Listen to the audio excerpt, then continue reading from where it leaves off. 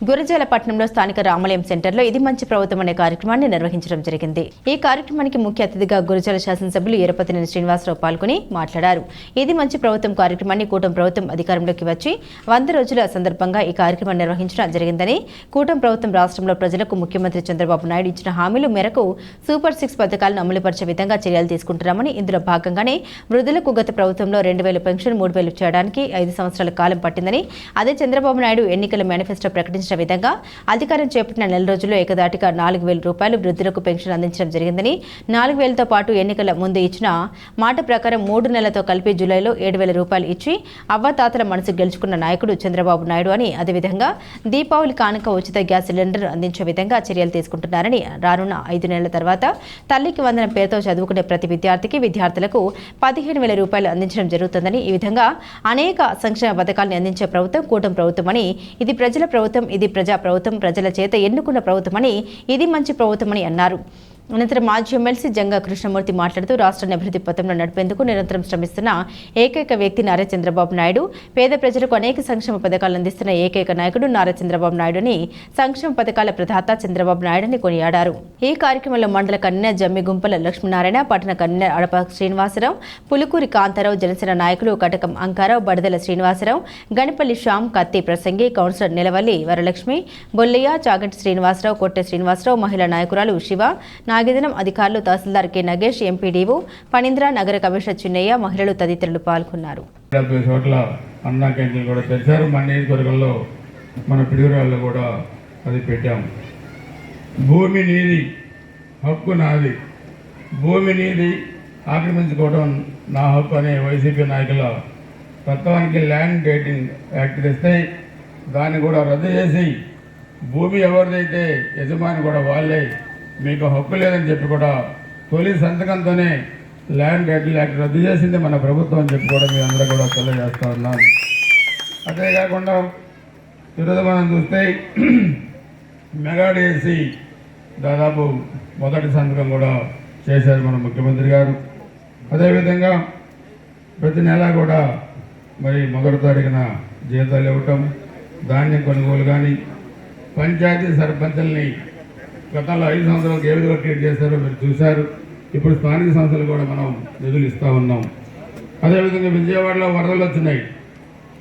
14లో ఉదుహు తుఫాను వస్తే వైజాగ్లో ఏం చేశారో మొన్న కూడా ముఖ్యమంత్రి గారు, ఉప ముఖ్యమంత్రి గారు ఆ వరదల్లో మరి వారం రోజులు బస్సులోనే ఉండి 3-4 ఇంటి దాకా తెల్లవారు దాకా సహాయ చర్యలు చేపట్టి విజయవాడని వరద ముంపు నుంచి కాపాడారు. మాజీ ముఖ్యమంత్రి వచ్చాడు, ఒక ప్రెస్ మీట్ ఇచ్చాడు, వెళ్ళిపోయాడు. కనీసం ఒక 10 మందికి ఆకలి తీర్చడానికి అన్నం పెట్టారా వైసీపీ నాయకులు కానీ జగన్మోహన్ రెడ్డి గారు చెప్పి అడుగుతున్నాను. సహాయం చేసే గుణం మాత్రం లేదు. ఎప్పుడు నిందలు వేయడం, ఇష్టారాజ్యంగా మాట్లాడడం, ఇవన్నీ కూడా చేస్తూ ఉన్నారు.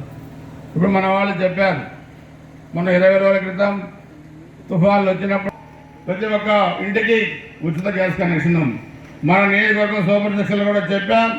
దాన్ని కూడా త్వరలోనే అమలుపరిచి తీరుతామని చెప్పి కూడా మీ అందరూ కూడా తెలియజేస్తూ ఉన్నాను.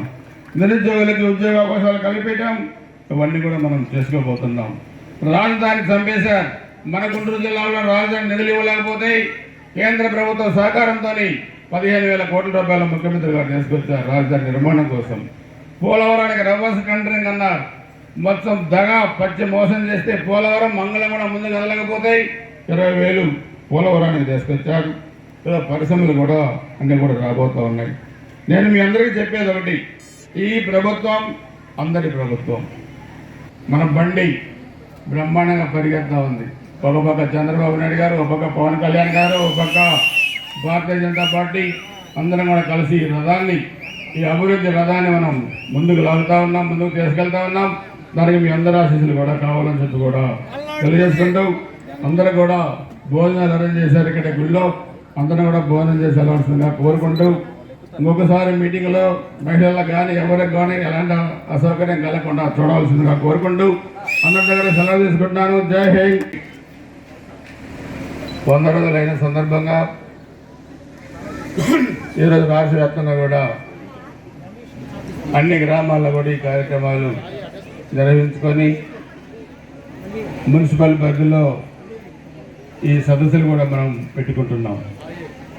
దీని ప్రధాన ఉద్దేశం ఎన్నికలకు ముందు ఇచ్చిన హామీలు నెరవేర్చే దాంట్లో ఈ 100 రోజుల్లో మనం ఏం చేసామనేది కూడా ప్రజలకి తెలియజెప్పడమే దీంట్లో ప్రధాన ఉద్దేశం.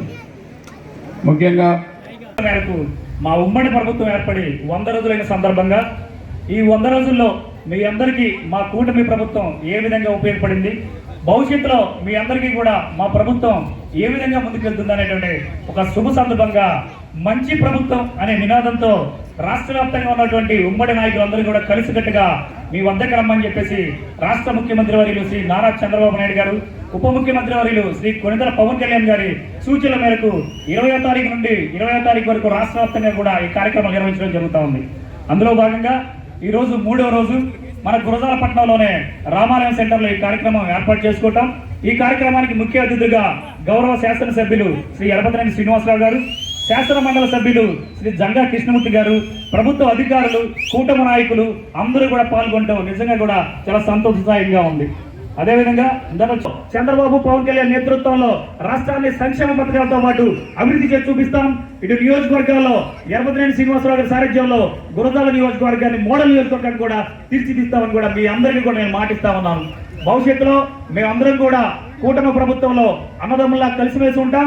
ఎటువంటి చిన్న భేదాభిప్రాయాలు ఉన్నా కూర్చొని మాట్లాడుకొని సఖ్యతతో మీ నియోజకవర్గ అభివృద్ధి ప్రజలు మమ్మల్ని భారీ మెజార్టీతో గతంలో లేని విధంగా 29,446 ఓట్ల మెజార్టీతో గెలిపించిన మీ అందరి మన్ననతో ఎర్రజన్ గారి శ్రీనివాసరావు గారి సారథ్యంలో ఈ నియోజకవర్గాన్ని డెవలప్ చేస్తామని కూడా ఈ సందర్భంగా తెలియజేస్తా ఉన్నాం.